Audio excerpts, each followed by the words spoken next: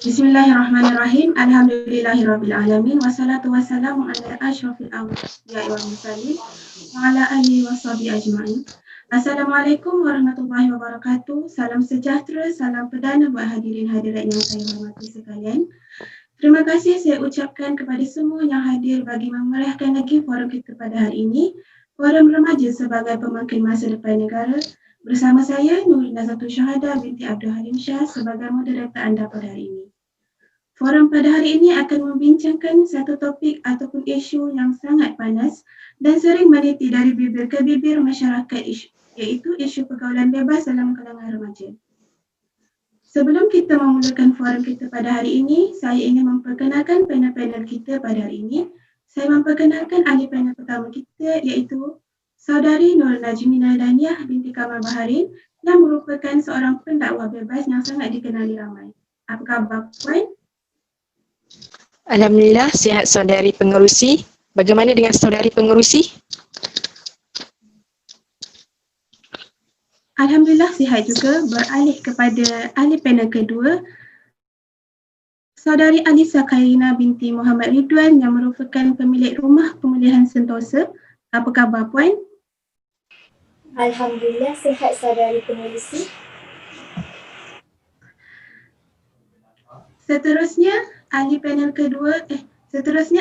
ketiga iaitu Nur Bariah binti Baharudin yang memegang jawatan sebagai Ketua Psikoterapi dan Kaunseling daripada Universiti Malaya. Dan yang terakhir adalah Saudara Muhammad Arif Haikal bin Muhammad Syubrin yang merupakan Yang di-Pertua Majlis Perwakilan Pelajar UNIZA. Izinkan saya meneruskan lagi. Dalam membicarakan persoalan berkaitan dengan permasalahan pergaulan bebas dalam kalangan remaja adalah sangat penting bagi kita untuk memahami siapakah golongan remaja ini sebenarnya. Para pemimpin negara yang sering menyatakan bahawa golongan remaja merupakan aset penting dalam menjamin perkembangan dan juga pembangunan negara. Menurut World Health Organization, remaja adalah mereka yang berada di antara umur 12 hingga 24 tahun. Okey, baiklah. Tanpa melengahkan lagi masa, penonton dan hadirin pun tak sabar-sabar untuk mengetahui dengan mendalam tentang tajuk forum kita pada hari ini. Saya ingin menunjukkan soalan kepada panel pertama kita. Seperti yang diketahui, jenayah yang melibatkan pergaulan bebas semakin meningkat. Jadi pada pendapat Puan, apakah faktor ataupun punca pergaulan bebas yang berlaku di Malaysia? Okey, baiklah. Terima kasih kepada saudari moderator kita pada hari ini. Okey, baik. Seperti yang kita tahu, banyak faktor ataupun punca berlakunya pergaulan bebas di Malaysia, terutamanya dalam kalangan remaja. Jadi hari ini saya akan kongsikan 5 faktor kenapa boleh berlakunya pergaulan bebas di Malaysia. Jadi pertama sekali adalah krisis identiti remaja tersebut. Okay, dalam fasa remaja, mereka mula membentuk identiti diri mereka sendiri. Dalam fasa ini, sekiranya mereka berjaya menangani krisis tersebut dengan elok, maka mereka berupaya untuk membentuk identiti diri mereka dengan baik. Okay, sebaliknya kalau mereka gagal menangani krisis identiti ini, mereka akan menghadapi kecelaruan ataupun konflik identiti diri. Okay, dalam proses mencari identiti ini, mereka mula mencari idola ataupun ikutan yang menyebabkan mereka mudah untuk meniru dalam beberapa perkara seperti dalam cara berpakaian, cara bergaul dan juga cara bercakap. Okay, yang kedua adalah krisis autonomi ataupun krisis pergantungan. Okay, kita dapat tahu remaja sekarang ni inginkan kebebasan, tetapi mereka masih terikat dengan ibu bapa dan juga penjaga mereka. Okay, jadi mereka rasa pergantungan terhadap ibu bapa mereka ini adalah menyebabkan mereka dilabel sebagai anak manja. Jadi mereka berharap mempunyai pergantungan dengan rakan ini, mereka berasa diri mereka mendapat pengiktirafan yang tinggi dan juga harga diri. Okay, yang ketiga pula, krisis keyakinan beragama. Okay, kebanyakan negara remaja yang bermasalah ini, dia kurang dan bermasalah dari segi pegangan agama kerana diorang tidak yakin dengan hukuman Tuhan. Mereka menyalahkan Tuhan apabila mereka ditimpa masalah, tapi mereka sendiri dan menganggap diri mereka tu hebat. Yang keempat adalah konflik ibu bapa dan juga keluarga. Macam Malaysia ni, ibu bapa terpaksa mencari kerja disebabkan keperluan ekonomi negara. Kesibukan yang telah berlaku dalam kerjaan ibu bapa ni menyebabkan mereka gagal untuk menjadi fungsi diri mereka sebagai ibu bapa. Dan ada juga kajian yang telah dijalankan oleh rakyat Malaysia sendiri, iaitu Sri Vetram, Noraini dan Nurai Laila pada tahun 2010, yang mereka mendapati kekurangan dalam perhubungan yang telah memberi kesan dalam jiwa remaja dan juga anak-anak mereka. Dan yang terakhir adalah pengaruh rakan sebaya. Remaja tidak mendapat perhatian dari rumah, terutamanya daripada ibu bapa mereka. Mereka akan mencari rakan sebaya yang boleh memenuhi keperluan mereka semua. Jadi mereka ni akan menggabungkan diri untuk membentuk satu kumpulan dalam satu kumpulan remaja, dan benda ni akan menyebabkan remaja ni lebih mempercayai rakan daripada ahli keluarga mereka sendiri. Itu daripada saya. Terima kasih. Okey, begitu padat dan menarik isi yang dilontarkan oleh Puan Najmina sebentar tadi. Baiklah, kita beralih pula kepada panel kedua kita, iaitu Puan Alisa. Jadi sebagai pemilik rumah pemulihan, sudah semestinya terdapat pelbagai kes ataupun sebab mengapa individu tersebut dimasukkan ke rumah pemulihan tersebut. Jadi bolehkah Puan menceritakan sedikit sebanyak kisah penghuni rumah tersebut? Terima kasih. Okey, sebelum saya menjawab persoalan tersebut, saya ingin mengucapkan terima kasih kepada saudari Nur Naizatul Syuhada sebagai moderator kita pada hari ini. Okey, pergaulan bebas sering dikaitkan dengan sesuatu yang negatif seperti seks bebas. Memanglah istilah ini diadaptasikan daripada budaya barat untuk melakukan hal-hal tersebut tanpa timbul perasaan takut menyalahi norma-norma yang ada dalam masyarakat. Berbeza dengan budaya timur yang menganggap perkara tersebut adalah sebagai benda yang biasa, sehingga kini kita sering kali mendengar dengan ungkapan jauhi pergaulan bebas. Pada masa kini, penyimpangan dan masalah seksual khususnya di kalangan remaja semakin membimbangkan. Pengeseran kefahaman seperti dosa masing-masing tanggung kubur masing-masing juga membuatkan masalah dosa dan zina sesuatu yang mudah dan dipandang dengan remeh. Penyimpangan seks iaitu zina sesuatu yang amat keji dan mestilah dihindari setiap masa. Sebagaimana firman Allah yang bermaksud, janganlah kamu mendekati zina, sesungguhnya zina itu perbuatan yang sangat keji dan satu jalan yang sangat buruk. Namun, perkara tersebut tidak menghalang, malah kami sering menerima dalam kalangan remaja yang melibatkan pelbagai kes seperti mengandung anak luar nikah, kegiatan jenayah bawah 18 tahun, niat untuk membunuh diri dan sebagainya. Permasalahan ini boleh menyebabkan tidak boleh menyalahkan satu pihak sahaja. Penjurusan berlakunya masalah sosial ini perlu dipertanggungjawabkan oleh pelaku dan mangsa. Latar belakang keluarga yang bermasalah juga diambil kira. Stres berpunca daripada ketidakharmonian ini berupaya untuk kestabilan emosi dan kesihatan mental. Oleh yang demikian, keputusan yang tidak wajar akan dibuat untuk meredakan stres yang dihadapi akibat terhasilnya daripada permasalahan sosial ini. Tidak dapat dinafikan daripada kes permasalahan sosial ini semakin meningkat kian tahun. Faktor lain seperti pemodenan generasi juga memainkan peranan yang penting. Kanak-kanak muda lebih aktif dalam menggunakan sosial media dalam kehidupan harian mereka.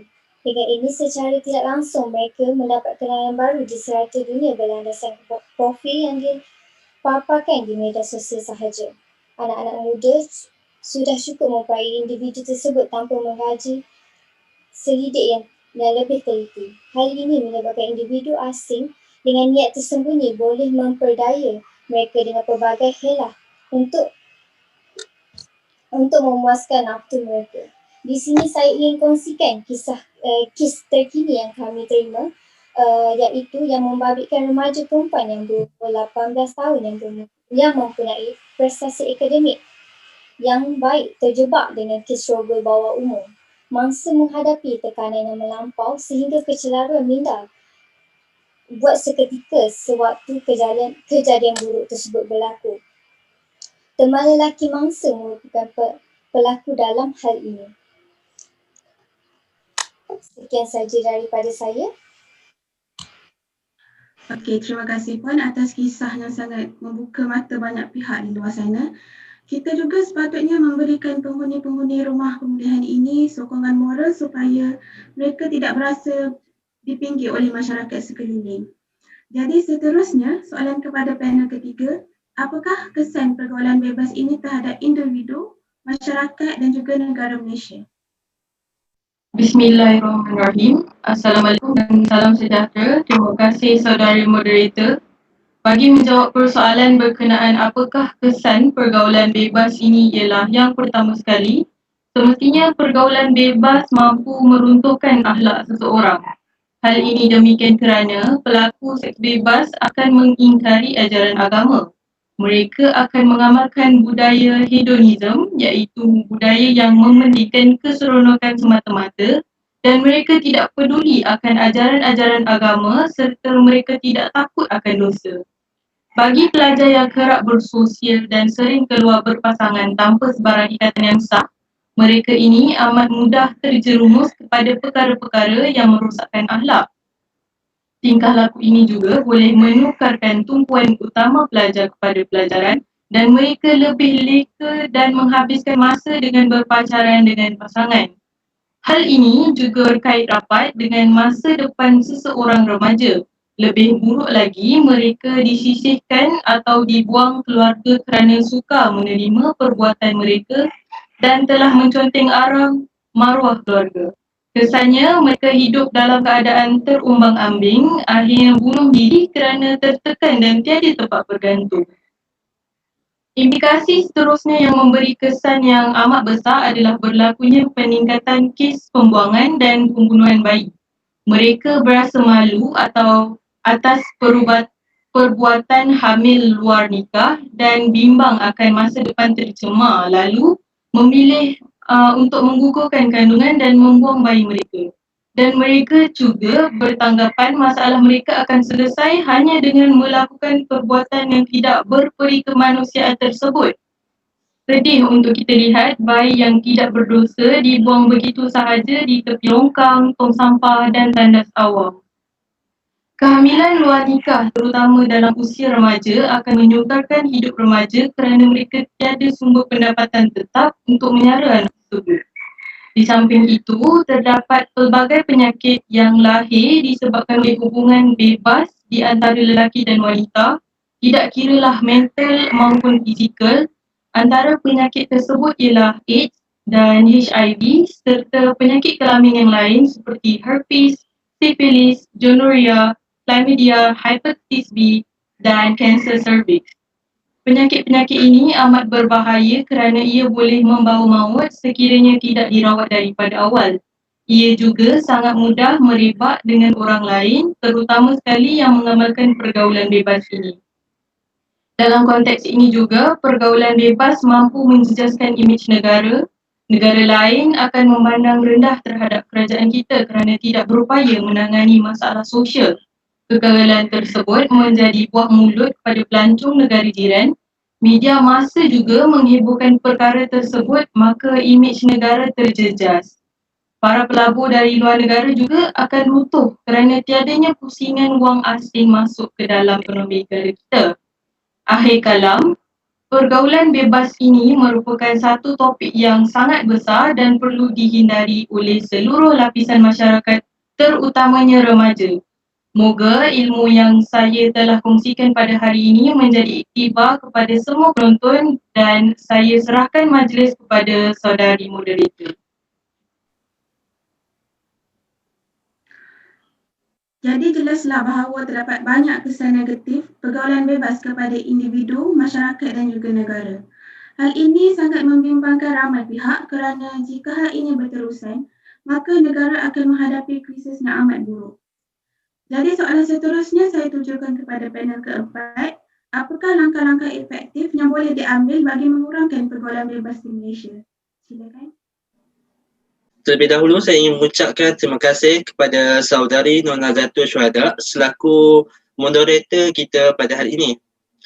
Soalan yang diajukan oleh moderator kita sangatlah menarik, iaitu langkah-langkah yang efektif boleh diambil bagi mengurangkan pergaulan bebas di Malaysia. Jadi pada pendapat saya, terdapat pelbagai cara boleh dilakukan untuk mengurangkan pergaulan bebas ini. Hal ini kerana semua pihak memainkan peranan yang penting bagi memastikan pergaulan bebas di Malaysia dapat disekat atau dihalang. Sebagai contoh, ibu bapa haruslah memantau segala gerak kerja anak-anak seperti dengan siapa mereka lepak, siapakah kawan mereka, di manakah tempat yang selalu mereka lepak.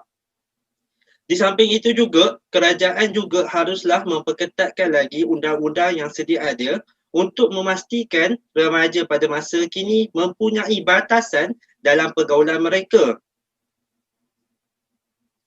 Tetapi hari ini saya tidak akan menyentuh bagaimana cara pihak kerajaan mahupun ahli keluarga mereka untuk memastikan pergaulan bebas dalam kalangan remaja di Malaysia dapat dibendung. Sebab apa? Sebab hari ini kita punya ahli panel sangatlah hebat jika nak dibandingkan dengan saya. Ada yang daripada ahli panel pendakwah bebas, ada yang pengurusi rumah pemulihan dan ada juga daripada pegawai kaunseling. Akan tetapi disebabkan moderator sudah tujukan soalan begini kepada saya akan cuba untuk kongsikan beberapa cara yang efektif dapat dilakukan oleh setiap individu. Yang pertama, kita haruslah bijak memilih kawan. Sebab bila kita dah berada jauh dengan keluarga, kawanlah merupakan individu yang paling rapat dan dekat dengan kita. Kawan yang baik akan menyelamatkan diri kita daripada terjerumus dengan pergaulan bebas ini. Sebagai contoh, apabila kawan itu berkawan dengan kita kerana Allah, maka dia akan cuba menasihati dan melarang kita daripada melakukan segala larangan Allah seperti berkapal, isap vape ataupun sebagainya. Begitu juga sebaliknya. Jika kita berkawan dengan kawan yang kurang baik, maka mungkin kita akan terjebak dalam perkara yang tidak sepatutnya.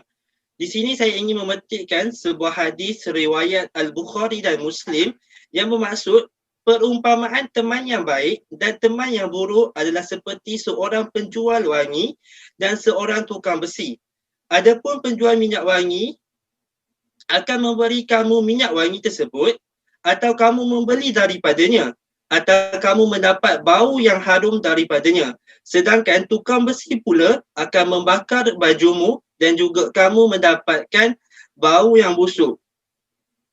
Berdasarkan hadis ini, kita dapat simpulkan bahawa kita akan selamat dan mendapat manfaat daripada seorang kawan yang baik. Manakala kita akan mendapat musibah apabila kita memilih kawan yang kurang baik. Oleh yang demikian, kita haruslah memilih kawan yang boleh memimpin kita ke arah yang benar supaya kita dapat mengelakkan diri daripada perkara-perkara negatif.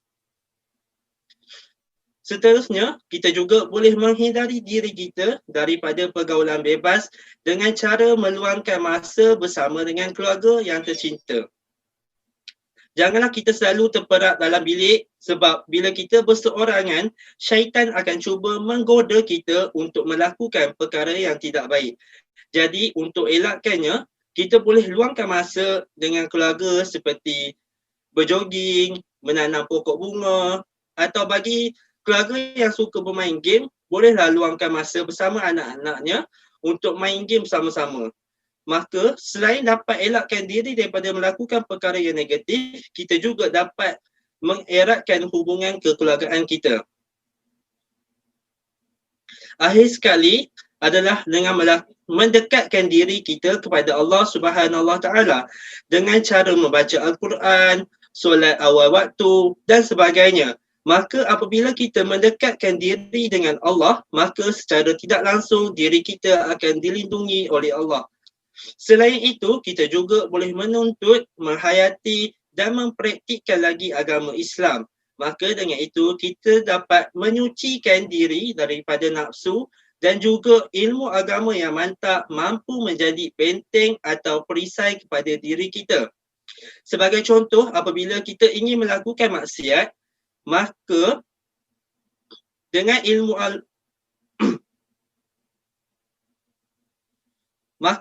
agama kita mampu menahan diri kita daripada maksiat kerana takut dengan azab Allah. Di samping itu, kita haruslah berusaha untuk menjauhkan diri kita daripada fitnah dunia. Sebab apa?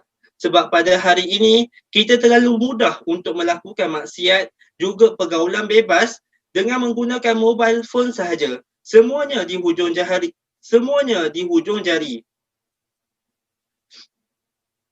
Akhir kata daripada saya, manfaatkanlah kecanggihan dunia sains dan teknologi dengan sebaik-baiknya dan jadilah seorang remaja yang mampu menjauhi perkara dosa seperti pergaulan bebas. Kerana apa? Kerana remaja pada masa kini adalah penentu masa hadapan.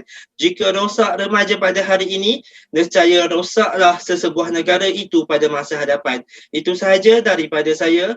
Diharapkan ilmu yang saya kongsikan ini dapat sama-sama kita amalkan. Saya serahkan majlis kepada moderator semula.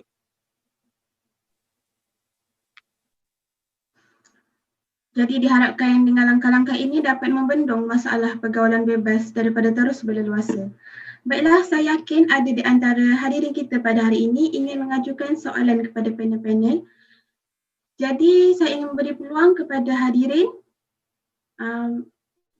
untuk bertanya soalan. Jadi sila nyatakan nama anda masing-masing.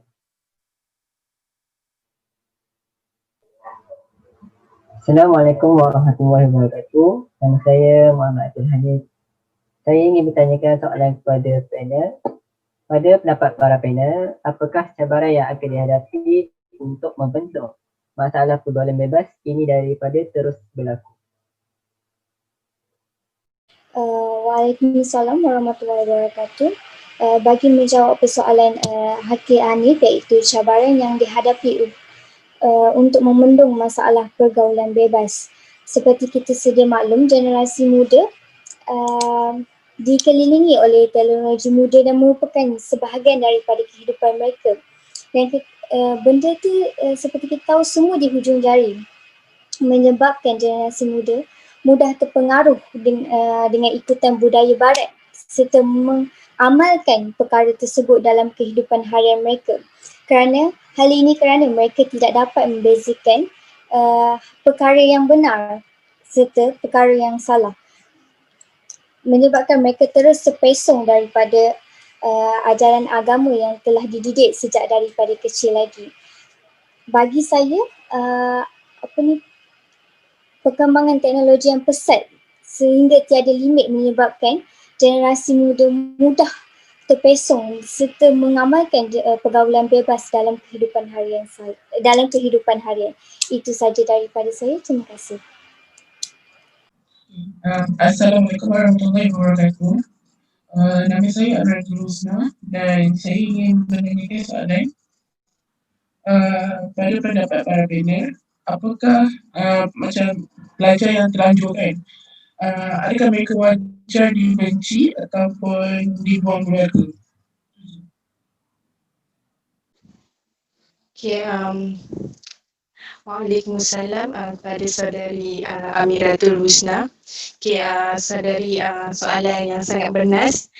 Okay, pada pendapat saya lah, untuk remaja yang sudah terlanjur tidak patut dibuang oleh keluarga kerana mereka ni sudah mempunyai tahap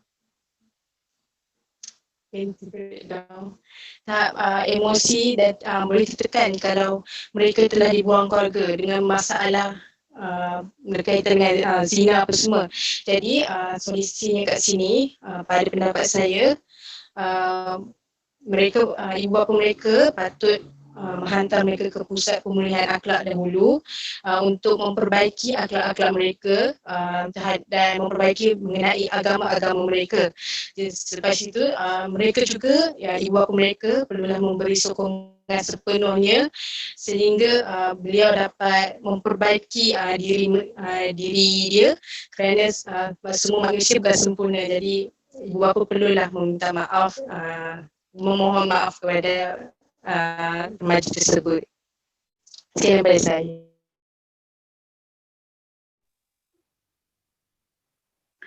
Assalamualaikum warahmatullahi wabarakatuh. Saya Nik Nur Natasha. Saya ingin bertanyakan soalan tentang bagaimanakah cara aliran barat boleh mempengaruhi pemikiran masyarakat sehingga berlakunya pergaulan bebas.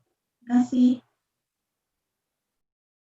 Bagi menjawab persoalan saudari berkenaan budaya barat mampu mempengaruhi pemikiran masyarakat sehingga berlakunya pergaulan bebas ialah konsep pegangan kepada hedonism, iaitu gaya hidup yang hanya mengejar keseronokan semata-mata. Aliran hedonism dianggap sebagai kunci yang boleh merungkai segala permasalahan yang dihadapi oleh manusia. Sekiranya agama telah menentukan garis panduan yang perlu dipatuhi oleh penganutnya, maka aliran hedonism memberi kebebasan yang mutlak kepada pengikutnya asalkan ia boleh memberi kesenangan dan keseronokan. Lazimnya, falsafah hedonistik ini lebih menjerumus kepada perkara-perkara yang berkaitan dengan seks. Selain itu, budaya barat yang lain banyak mempengaruhi pergaulan bebas ini seperti cara pemakaian, teknologi seperti filem-filem yang berunsurkan lucah dan tidak patut ditonton oleh golongan tidak sepatutnya. Selain itu, dari segi pakaian, banyak pakaian trend barat yang menunjukkan aurat serta boleh menampakkan susuk badan seseorang itu dengan jelas. Perkara ini amat menjadi satu isu yang amat besar kerana ia boleh mendatangkan kepada aktiviti pergaulan bebas seperti seks di luar nikah. Harap itu dapat menjawab persoalan daripada saudari. Assalamualaikum warahmatullahi wabarakatuh. Saya Siti Nurfatihah binti Samsudin. Saya ingin bertanyakan mengenai kawan. Jika kita mempunyai seorang kawan yang baik tetapi dia kurang menjaga batas pergaulan, berkapa dan tidak menjaga aurat, apakah pendapat para ahli panel tentang berkawan dengan orang sebegini? Adakah kita patut mengelak daripada berkawan dengannya ataupun mengajak dan menasihatinya untuk berubah ke jalan yang benar? Itu sahaja. Waalaikumsalam. Terima kasih pada saudari Siti Nurfatihah. Okey, bagi menjawab soalan daripada Siti Nurfatihah ni, bagi pendapat saya, apabila kita ada kawan yang berperangan seperti itu, kita ada dua pilihan. Satu, sama ada kita terus berkawan dan menasihati kawan kita ataupun kita terus meninggalkannya. Okey, untuk pilihan pertama ni, apabila kita berkawan dengan orang yang negatif, maka kita haruslah sentiasa menasihati kawan kita itu supaya dia menghindari segala perkara yang dilarang oleh Allah. Seperti mana firman Nabi dalam suatu hadis, man ra'a minkum munkaran falyughayyirhu biyadihi fa in lam yastati' fa bi lisanihi fa in lam yastati' fa bi qalbihi wa dzalika adhaful iman. Maksudnya apa? Maksud hadis itu mengatakan bahawa kita nampak kemungkaran, kita haruslah menegur, menghalang kemungkaran itu dengan menggunakan tangan. Kalau tak boleh, gunakan dengan tangan. Itu bukan maksudnya kita pukul dia. Tangan itu maksudnya guna kuasa. Maksudnya kita laporkan kepada mak bapak mereka, kita kata, makcik, anak makcik ni dia sekarang ni dia sibuk dengan kapal, dia lupa tadi. Itu cara dengan kita menggunakan tangan. Maksudnya kita menggunakan kuasa kawan, kita beritahu kepada ibu bapa mereka. Kalau tak mampu, maka ubahlah dengan dengan lidah. Maksud dengan lidah, dengan lisan maksudnya dengan kita memberi nasihat. Kita bagi dia bagi nasihat kepada dia untuk dia teguh, ataupun kita bagi semangat kepada dia supaya dia tinggalkan. Sebab setengah manusia ni kalau kita duk push dia akan jadi stres. So kalau kita tak nak bagi dia stres, kita bagilah kata-kata semangat atau apa-apalah yang boleh tarik dia daripada kemungkaran tersebut. Dan kalau tak boleh juga, maka kita haruslah menegur kemungkaran itu dengan menggunakan hati. Yang mana hati ini adalah selemah-lemah iman. Jadi apabila kita nak tegur dengan hati, maksudnya macam mana? Takkan nak hati nak cakap pun tak boleh kan? So hati nak menegur adalah dengan kita membenci dalam hati. Maksudnya aku benci perbuatan zina ini, aku benci ke apa, so aku akan jauh. Maksudnya kita hanya membenci dalam hati. Sebab itu dia adalah selemah-lemah iman. Jadi apabila tiga cara ni kita buat tapi tak boleh juga kawan kita tetap tak dapat dengar, maka pilihan yang terakhir kita haruslah berpisah dengan kawan kita. Maksud kita jauhkanlah diri kita daripada dia. Sebab apa? Sebab kita takut apabila kita berkawan dengan kawan yang negatif seperti itu, dia akan menyebabkan diri kita akan tergolong dengan maksiat tersebut. Maksudnya dulu kita baik, tiba-tiba sebab kita kawan dia, akhirnya kita pun buat benda tersebut. Dan satu lagi sebab apa kita perlu jauhi dia, sebab kita takut apabila kita berkawan dengan manusia seperti itu, masyarakat di sekeliling akan anggap kita ni pun jahat. So disebabkan orang masyarakat pun tengok, budak ni kawan dengan penagih dadah, mesti dia pun penagih dadahan. So apabila masyarakat nampak kita pun negatif, maka lebih baik kita menjauhi kawan tersebut. Itu sahaja pandangan daripada saya. Harap jawapan saya dapat menjawab soalan Saudari Fatihah. Terima kasih. Okey, terima kasih kepada semua peserta dan juga panel yang bertanyakan soalan. Kesimpulannya, perkara yang berkaitan dengan masalah ini sebenarnya bukanlah suatu perkara yang patut kita pandang remeh. Setiap individu mempunyai tanggungjawab dalam membendung kemudian ini daripada terus menjadi bara. Nampaknya masa sudah mencemburui kita. Jadi saya ingin mengucapkan jutaan terima kasih kepada semua ahli panel kerana sudi bersama dengan kita semua untuk berkongsi ilmu yang sangat berguna. Tidak lupa juga kepada semua hadirin yang hadir bagi memeriahkan lagi forum kita pada hari ini. Saya akhiri forum remaja kita pada hari ini dengan lafaz yang mulia. Wabillahi taufiq wal hidayah. Assalamualaikum warahmatullahi wabarakatuh.